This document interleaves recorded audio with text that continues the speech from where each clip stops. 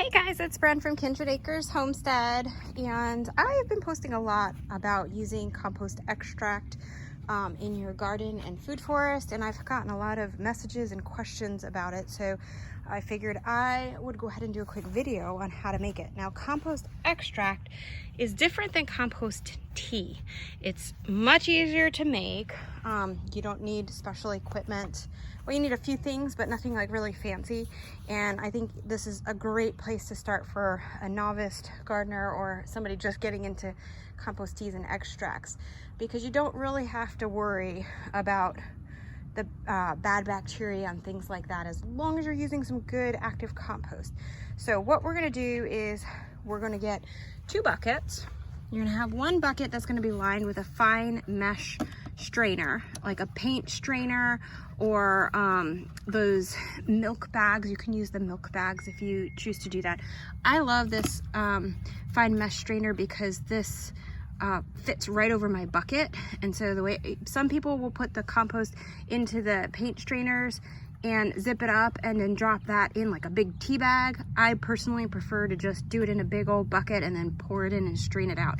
So either way works. You could get a paint strainer bag from like Home Depot or Lowe's or one of those stores and put your compost in it, and then put it in a bucket of water, or do like I'm doing. So I've got just a couple handfuls of good active finished compost from the chicken yard, and I'm going to fill this bucket with water. And so you'll also need one of these pump sprayers if you're planning to use it as a foliar spray. And like I said, a second bucket with a mesh that'll fit over it. And if you are going to be using this on your annual vegetable gardens, you can use a little bit of molasses. Just a small amount goes a long way. If you're planning on using it on woody species, perennial food forest area like your trees and shrubs and things like that, skip this. And the reason is because the food forest area prefers fungal dominant soil, where your annual vegetables like either a balance or actually tipped a little bit more towards the bacterial dominance.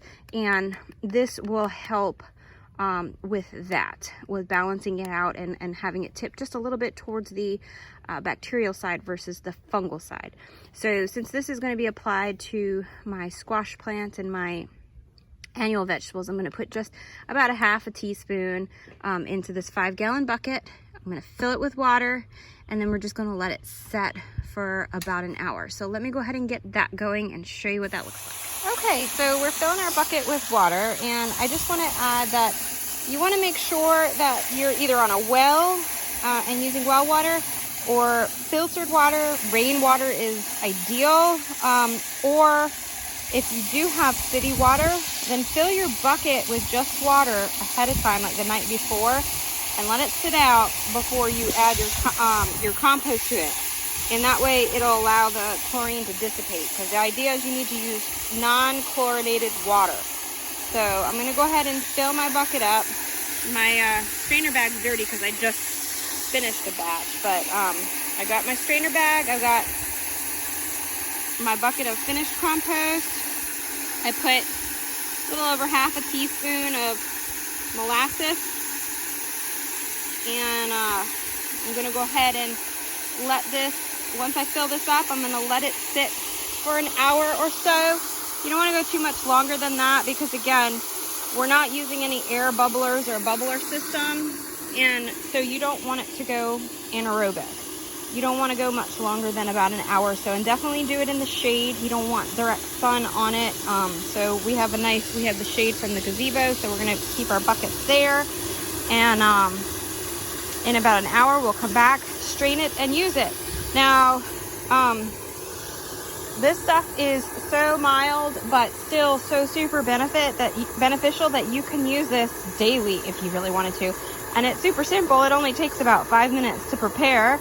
Not even. And if you want, you can use it weekly or get on a schedule with it, however you choose to do it. So it's really beneficial for your garden and food forest. Just remember that if you're going to be using it on the food forest area that has the woody species, skip the molasses. If you're using it on the annual veggie garden, you can add the molasses, or you can choose not to add it. It's still going to be beneficial and still be great for the annual vegetable garden.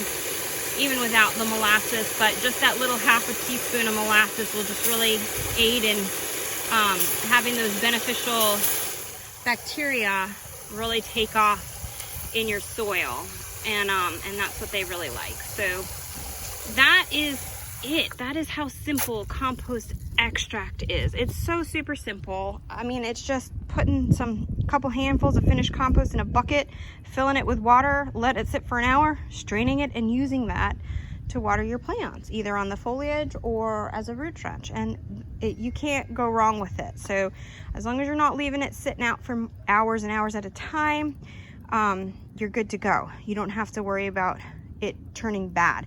And like I said, when it's finished, it should have a good smell. It should smell sweet and earthy. It should not have a stinky, foul smell at all. And that's how you know you did it right. Now, compost tea is a different beast. That requires special equipment. It requires a high-pressured air pump, a lot more time, and preferably, if you have it, a biological microscope. But if not, no big deal. You'll learn. But that is going to be something that we'll do on a different video. So for now, this is the compost extract. Beginner level, anybody can do this. Get out there and go make you some compost extract, because I promise you, you won't regret it. So let's let this sit. I'll be back in an hour to show the rest of the process. Okay, so here we are about an hour later, and you can see that it's bubbling, frothy. It's not going to be like completely active like a compost tea would, but you can definitely see that something happened in this hour. And it smells good. It smells sweet almost, and earthy. It doesn't have a bad smell at all. It should not have a bad smell. Compost extract is definitely easy to make, and you don't have to, if you do it properly and you do it for only a short amount of time, an hour or so, you don't have to worry about the bad bacteria building up. So I'm going to go ahead and strain this into my bucket with my mesh that's lined, and then we'll go ahead and use it. So hang in there. Okay, so we've got it strained, and I left the remnants in the bag, but that's going to go get dumped back into the compost pile. And here is what I'm left with. Now I'm going to use this as a root soak, a root drench. So I'm going to go ahead and just either pour it or use a glass jug to pour it around the base of your plants. But alternatively, you can use this as a foliar spray like we talked about earlier. So you just use one of these pump sprayers, and then you just spray the leaves of your plants. And let me tell you, it makes a huge difference when you do a foliar spray. And you know, at least if you can do it every 2 weeks, that's fabulous. It really helps the plants build up a nice biofilm, and you'll notice that the leaves are going to be glossier. You're going to have way less pest pressure, pest and disease issues. You will already, just using this, whether you use it as a root drench or as a foliar spray, no matter what, if you use compost extract as often as you can make it, and it's super easy to make, then you will definitely notice a huge difference in your garden and your plants, your food forest, or whatever you're using it on. Now, compost tea is a little bit more involved, and you have to have the right equipment, and you know, you have to have a high pressure pump to make sure it doesn't go anaerobic. You want to make sure there's a lot of oxygen in it. This is not that. This is compost extract. Super easy. It's not going to be anaerobic because you're only doing it for about an hour, and you can already see that there is, even just in 1 hour, enough activity to get some benefits out of it. Not to mention you're getting all those organic acids, the humic acids, and all that beautiful plant food right where it needs it. So I'm going to go ahead and go apply this to my garden. I hope this helps, and let me know in the comments below if you have any questions, or if you started using. Oh, I want to add one more thing. If you are fighting an issue like a fungal issue or pest issue, if you use this as a foliar spray daily, use it daily. Make sure you do it early in the morning, and do it daily for several days, even a whole week if you can. You will notice a huge difference. Like, I've literally stopped pest and fungal issues just by using this. So, and I've explained this to other people, and they have tried it themselves, and I've had plenty of people come back reporting fabulous results. So trust me, it works.